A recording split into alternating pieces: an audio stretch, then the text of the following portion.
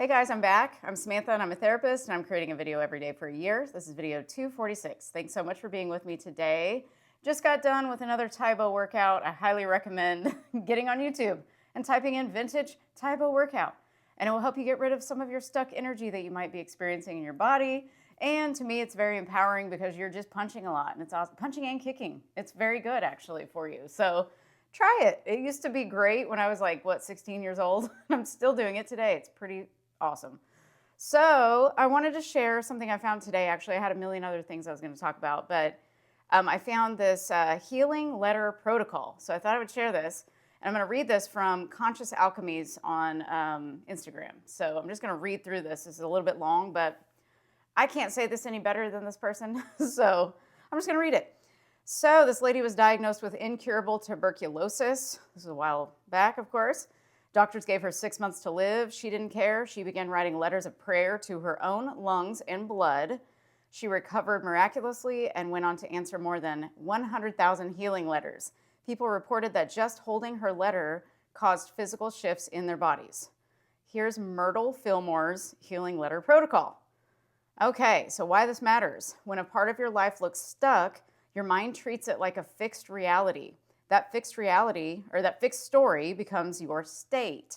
As we talk about, the state is everything. Your state shapes what you notice, what you expect, and what you do next. Change the story you are sending, and you change the results you are available for. Who was Myrtle Fillmore? She was a spiritual teacher and co-founder of Unity. She taught that thought and prayer shape the body and life conditions. Her healing letters became a signature practice shared with thousands of people. I've never heard of this, so I thought this was pretty cool. The core idea is that she taught that your body, your bank account, and your relationships are not dead things. They are living substances that respond to the quality of your thought. In manifestation terms, your inner message becomes your outer mirror, which we already knew that. Pretty cool. What this practice actually does is it changes the identity and expectation you are broadcasting into a situation. It replaces fear, begging, and panic with clarity and loving authority. That shift creates cleaner actions, cleaner decisions, and cleaner outcomes. And there are 5 steps to this. So the step number 1 is the address. Write the letter. Identify the area of life that feels like it is suffering. Do not treat it like a broken object. Address it like a dear friend who has fallen asleep or forgotten who they are. If your heart is acting up, begin with, "To my dear faithful heart." Number 2 is the remembrance. Remind the situation of its divine origin. Use words of wholeness and radiance. You are not denying what you feel. You are speaking to what exists behind it. You are created by the infinite life. You are composed of the same substance as the stars. You are naturally rhythmic, strong, and tireless. That's something you could write. Step 3 is the loving authority. Do not beg, plead, or collapse. Speak with motherly authority. Command the situation to return to its original pattern of perfection. I now release you from the burden of my old fearful thoughts. That's something you could write. And then step 3 continued is tell the cells or circumstances what they are allowed to do now. Make the command loving, direct, and final, such as I command you to relax into the peace of the divine. You are free to be whole. Step 4 is the closing of gratitude. In the letter, by thanking the situation for its service. I really like that. Thank it for responding immediately to the truth. Gratitude seals your new expectation. So you could write, thank you for your tireless work. Thank you for reflecting the life of God even now. It is done. And then step 5 is the physical release. So release the letter to close the mental loop. Myrtle recommended mailing it to yourself to read later with fresh eyes, or burn it to symbolize purification and release. This is the moment you stop gripping and let the new pattern take over. So here's an example for money, if you wanted to write a release letter for money. To my faithful supply, thank you for supporting my life. You come from infinite substance. You are orderly, consistent, and sufficient. I release you from my fearful grasping. Return to your natural flow. Thank you for responding now. It is done. And then release the letter. So that's for money. Here's one for relationship. To the love between us, thank you for what you have taught me. You come from divine harmony. You are honest, safe, and clear. I release fear and old stories. I command a return to respect and peace. Thank you for responding now. It is done. And release the letter. That is a great one. Thank you for what you have taught me. Love that, because every relationship teaches you more about who? You. Everybody is your mirror. Hard to believe, but it is true. And then why this matters for manifestors: your nervous system follows the story you keep repeating. When the story changes, your state changes. When your state changes, your choices and timing change. That is how manifestations move from hope into proof. And why it works. Writing slows your mind down and makes your message specific. Specific messages create stable expectations. Stable expectations shape attention, behavior, and follow through. Your brain and body look for evidence that matches what you repeatedly affirm with emotion. That evidence changes choices, and choices change outcomes. And to carry this home, it says, if you keep speaking to life like it is broken, you keep living inside that pattern. Speak to the blueprint behind the pattern, then act like the new pattern is already underway. And they said to save this and run the healing letter protocol today. So this is the healing letter protocol. I loved this practice. I think it is so cool. I did a practice that Esther, okay, so Abraham Hicks, during COVID, they had their workshops online. They did them in person forever, of course. And in 2016, we went and met Esther actually because our lunch was running late. They were super busy in the cafeteria or whatever it was at the hotel. So we happened to be leaving when Esther sits down. And so we just went up to her and said hi and stuff like that. And it was really cool to meet her. So anyway, then COVID comes. That was 2016. So then COVID comes in 2020 and they start doing the online workshops.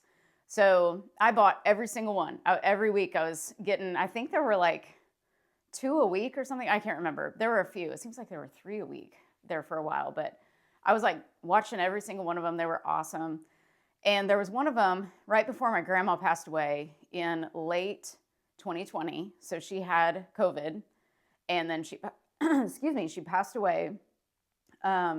She had really no other health issues other than that. She was just, she had dementia. She had some memory issues. She was in the memory care center at her assisted living. So, of course, we didn't get to see her, but, for 5 minutes at a time, because she's basically deaf and she didn't understand what was going on. So we had to talk to her through the window. And I'm sure some of you have experienced this as well. And it was just really devastating. And so we never really got to say bye to her. We got to say bye to her basically, passing away. She didn't know we were there, of course, but we did go into her room and were able to, say our goodbyes. But so before she passed, though, it was like early December of 2020, and Esther actually answered one of my questions, or Abraham answered one of my questions. You could send in questions. And she actually answered a couple of my questions that month. And I can't remember one of them, but the other one was regarding my grandma. And she said to write this little letter, almost like what was suggested in this, what I just read you. And I wrote it. And then it was like a release letter, kind of like what we just read. And she ended up passing away. Like literally, like I wrote this little letter, and it was about love. And then I remember I put it in my I have a creation box, is what I call it. And so I would put it in there. And then because she had COVID, she was fine for a few days, and I was like, man, like I thought she was gonna die from this, and I was like, oh my gosh, she's kicking, COVID's butt, and I was really excited. And then I wrote this letter, and then like 4 days later, she just goes downhill. And then it was almost like giving her permission to pass away if she needed to or something. It was like it was just a weird letter that I had written. And it was very short, but it was just about love and just releasing. And then that was it. But it was just the craziest thing that Esther said to write, or Abraham said to write this letter, and I did. And then days later, things changed with her health.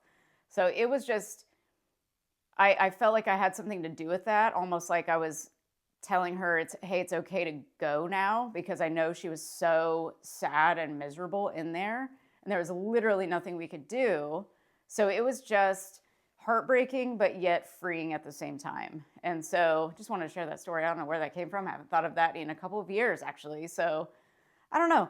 But yeah, Esther's workshops were really great in getting me through a lot of things over the years, especially with COVID, and loneliness. And that's a whole other video that we'll need to talk about someday, is loneliness, because I know a lot of people out there are super lonely. And that's another reason why I wanted to do videos and eventually create, a community, like a membership or something, where people could come and we could talk about things, whatever we want to chat about, and also just have little gatherings where, lonely people can come so they aren't as lonely anymore. That would be something I'd love to create someday. But anyway, I don't know where this came from. Yet again, another ramble. So hope this helped you in some way. And if it did, please let me know, and please share it with somebody who it might benefit. And please like and subscribe if you'd like to. Love to have you here with us. And remember, you are so loved. Please pass that on to somebody who might need to hear that today. It might just be you saying it to yourself in the mirror. And remember to appreciate yourself, because what you appreciate appreciates. And I will see you tomorrow. Bye.